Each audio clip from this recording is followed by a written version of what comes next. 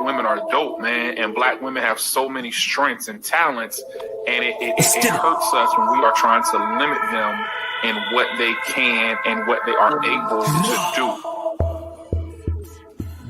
What you prefer, girl?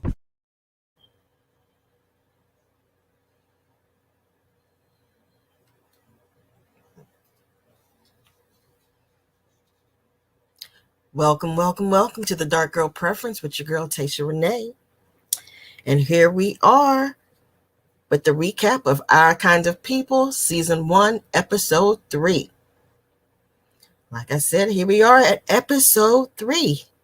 But there are a few things I need to review from Episode 2 about Aunt Piggy. Check out this short clip and see if you catch what I caught on to. You don't know a thing about her. I know that she was the kind of woman who would give up her baby for $50,000. Did you know about the drug charge? Did you know about my father? No, of course not. And the only reason that I know about Deborah Ann is because your mother nearly had a breakdown that should happen. She sold me for $50,000. She insisted on paying your mother, but she couldn't sign the papers. She took you back and kept the money. She wanted to give it back, but I'd already used it. I was in some trouble. You get the hell out. Now, is that any way to talk to an old friend?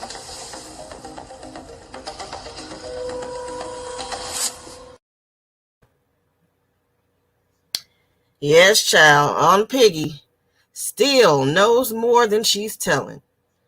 She lied straight to Angela's face when she asked her, did she know about Teddy? Also, she never, ever said who the rich Miss Deborah is and how she came to know of Eve. And what the heck did she do with all that money? I think to find out, Angela's going to have to follow that money. You know what I'm saying? Now, moving on, Angela pitches her brand to the incubator program.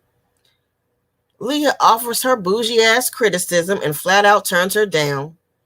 When Angela refuses to change the logo and to raise the price point, which she had made affordable for the disenfranchised communities that have been supporting her all along. Then they meet up in the parking lot. Leah, being super fake, asks Angela if she understood. Angela keyed her car while humming Negro spirituals. I guess she understood too well.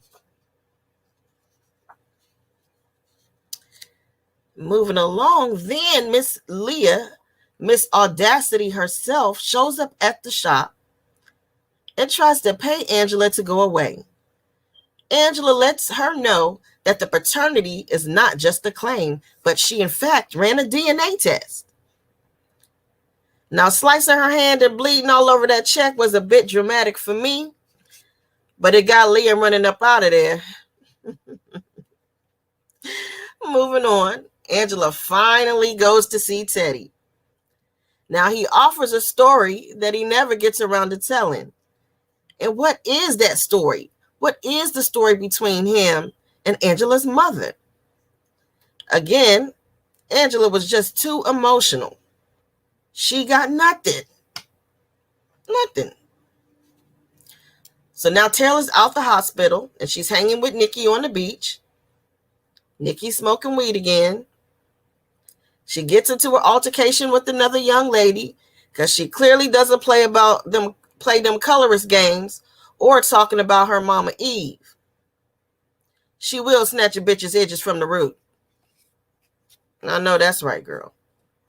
I know that's right.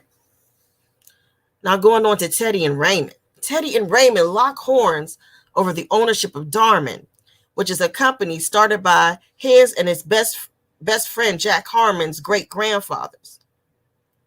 They combined the names of the DuPonts and the Harmons and came up with Darman. It's the name of their company. Teddy won that round, but I love the reference to the HBCU Greek organizations. a rivalry that still goes on to this day, although a friendly one. Teddy stayed throwing shots. Check this out. I never would have given my company away to another man. And I certainly would never ask for something that belonged to me. Now, maybe that's the Q-dog in me. And your ask, polite though it may be, is as nope as they come. So I'm sorry, son, but nope. Darman and its books stay in my control until the bailout is repaid. The thing about us pretty boys is that we may look weak, but we carry a strong cane.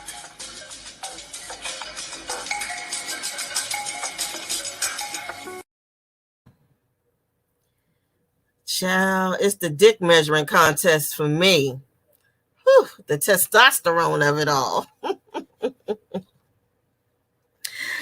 Now on we go to the red and black on the green function. Angela approaches Teddy again, and this time she's got her emotions in check and she has a request. She wants in that incubator program. But he defers to Lauren, who's in charge of the program. So another no. But amidst that conversation, Mama Rose shows up.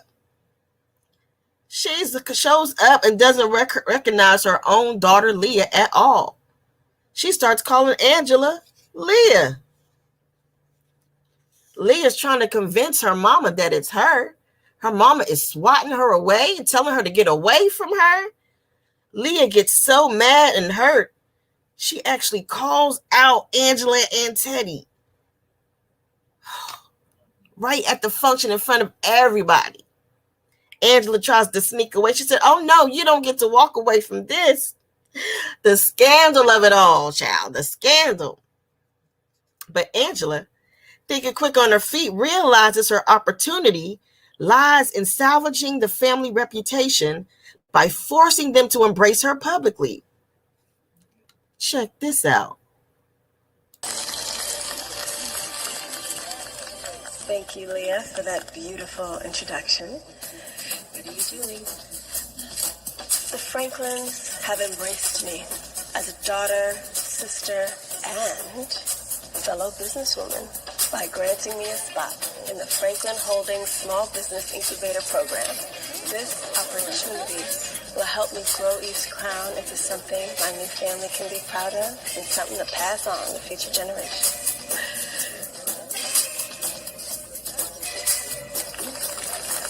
Guess I'm Franklin material after all.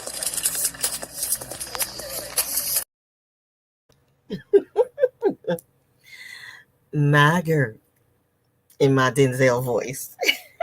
I know that's right, girl. You better get your piece of the kingdom. Tell them to quit playing with you. Playing with you. Now, moving on to Mr. Tariq. Tariq. See, early in the episode, Tariq woos Angela with a surprise dinner setup, modeling one of his current architectural projects, and lets Angela in on his business plans. But like I said in the first episode, Tariq is acting out of gratitude and loyalty to the Franklins. He knows who they really are, but I think he's on the brink of switching teams. Take a look at this.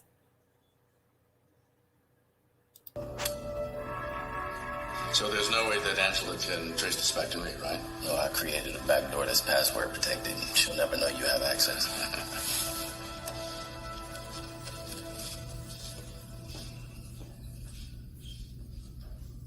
You know, I don't think Angela's a problem. She's just here to build her business. She's a good woman. I would agree, but she used the family announcement to work her way into my company. I want to make sure that's where her agenda ends. I made such a mess when I fell for the help. Half of my family was the help. My dad was the help.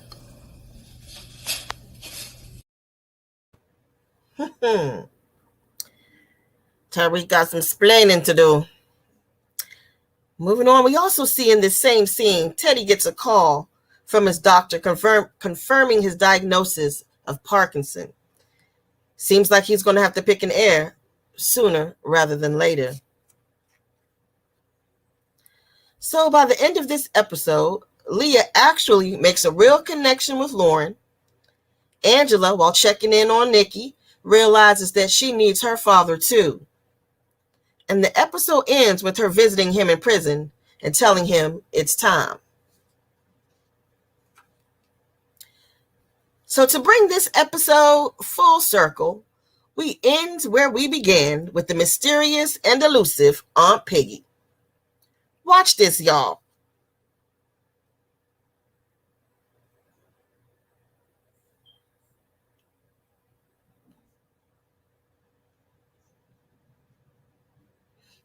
Bought a piece of land here in 1984. About a few days after Darius and I had our falling out. You mean after you killed him? And then you bought up all the land around it. Mm-hmm. There's an endangered species of bird that nests at a beach nearby here, the piping plover. Now, I bought this land as part of a local effort to help protect their habitat. And like so many others, these plovers are seasonal visitors to the island. Eventually, they leave, which is exactly what I need Angela to do. Leave Oak Bluffs. Ooh, ooh, ooh, ooh. Oh, Aunt Peggy, where doth this go? Aunt Peggy, how many more lies? We must know. Aunt Peggy, is it best that you just go? But Aunt Peggy, see, this I kind of mess. For sure. See y'all next time on The Dark Girl Preference with Tasha Renee. Black women are dope, man, and black women have so many strengths and talents, and it hurts us when we are trying to limit them in what they can and what they are able to do.